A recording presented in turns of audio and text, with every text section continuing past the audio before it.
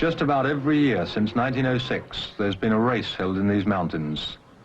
You'd think you wouldn't see many cars out here with the goats and sheep, but the island of Sicily was the home of an eccentric Italian count named Vincenzo Florio. And there was nothing he liked more at the turn of the century than to race through these mountains. He put on the whole show, had cars shipped in from Naples, entertained lavishly, and even let his chauffeur drive in the race. He had a beautiful gold cup made in Paris for the winner, and ever since, the race has been called the Targa Florio.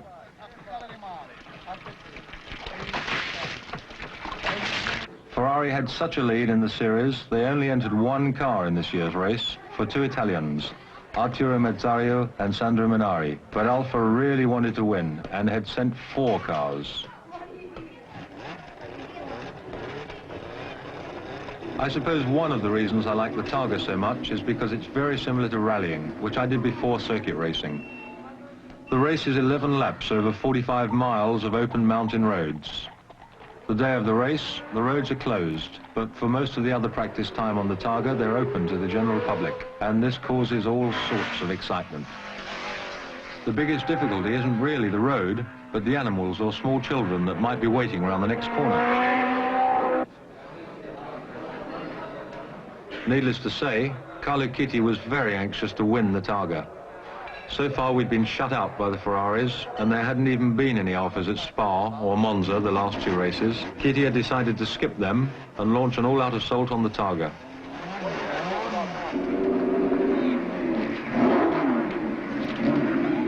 A local schoolteacher named Nino Vaccarella was driving one of the Alfas, and he knows the roads like the back of his hand. On the open road this morning, he turned a lap of about 38 minutes, which is crazy with all the traffic out there.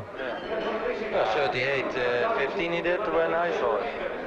And was 39.15. Do you have to get up at the crack of dawn to do any serious practice? When I first came here in 1967, I did 42 minutes or something on an open road with a Carrera 6. I remember that lap. Yeah. Jeez, yeah. It was about 6 o'clock in the morning, and I just didn't see anything, and so I got braver and braver and braver, and I was taking the proper line eventually, you know. And I only went about 3 minutes quicker in the race with a 9:10. Come on, I'll give you a ride on the circuit.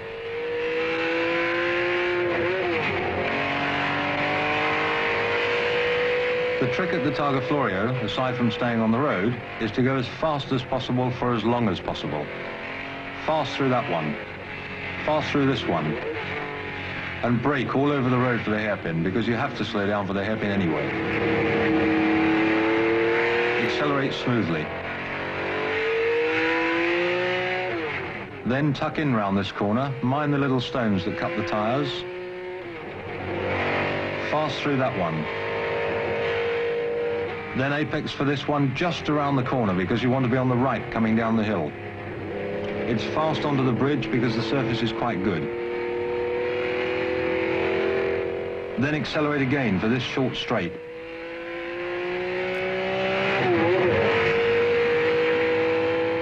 Flat out through the right and left flick. Watch it here because the road surface changes.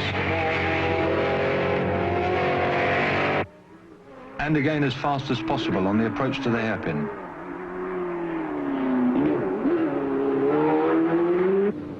Careful through here.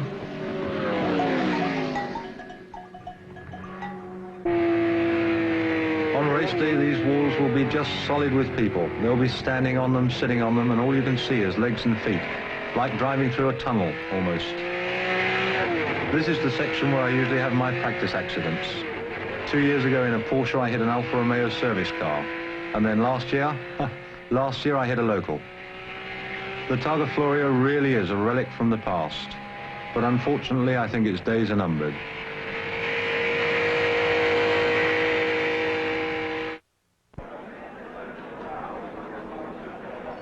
Sunday morning, and the pit area was packed with so many people it was hard to move.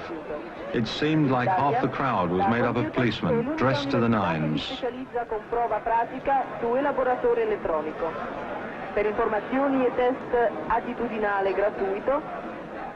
For this race, Helmut Marko was teamed with an Italian named Nanni Galli.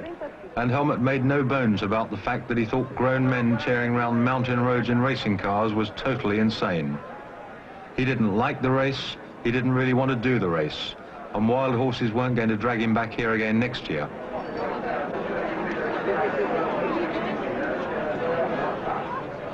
Everyone starts the race at 15-second intervals. I'd drawn pole position, and at 11 o'clock, they flagged me off.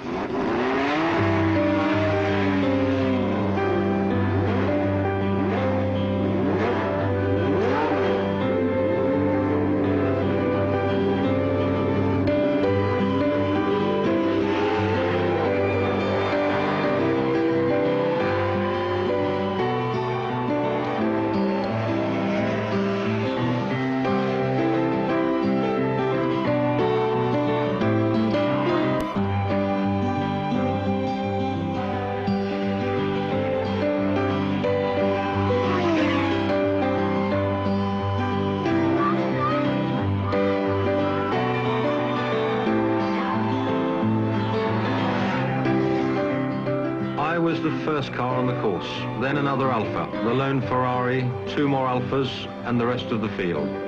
So I had an open road ahead.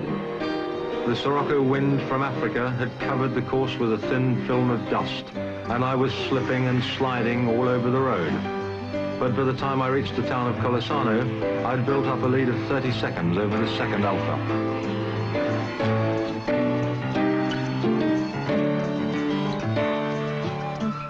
Everything on the car had been handling perfectly, and then in the town of Campo Felice, the engine broke. In 5 minutes, my car had been turned into a playground.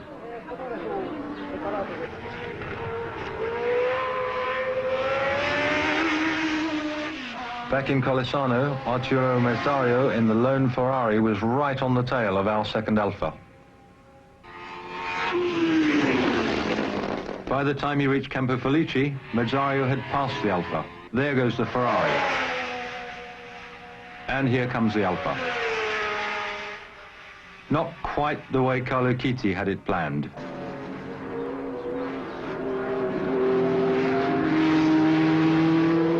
If your car breaks, like mine did, you don't have to worry about hospitality, even way up here in the mountains. There's always a farmer around who'll share his meal with you. In town, you're escorted off to the nearest family's Sunday lunch, put at the head of the table, and toasted for the rest of the day. There's just no other race anywhere that's quite like it.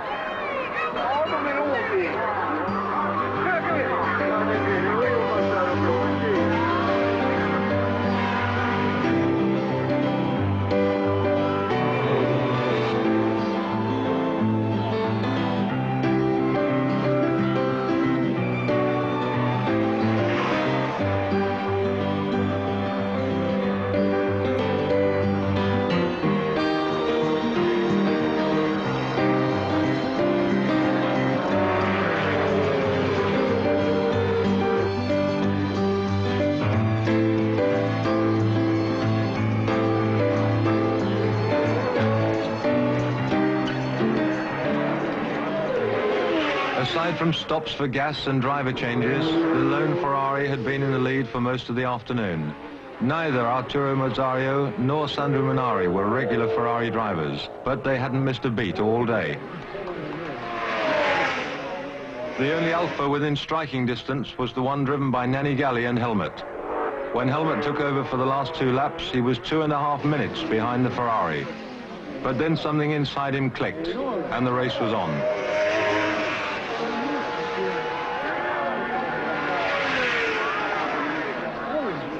By Cerda, he'd gained 30 seconds.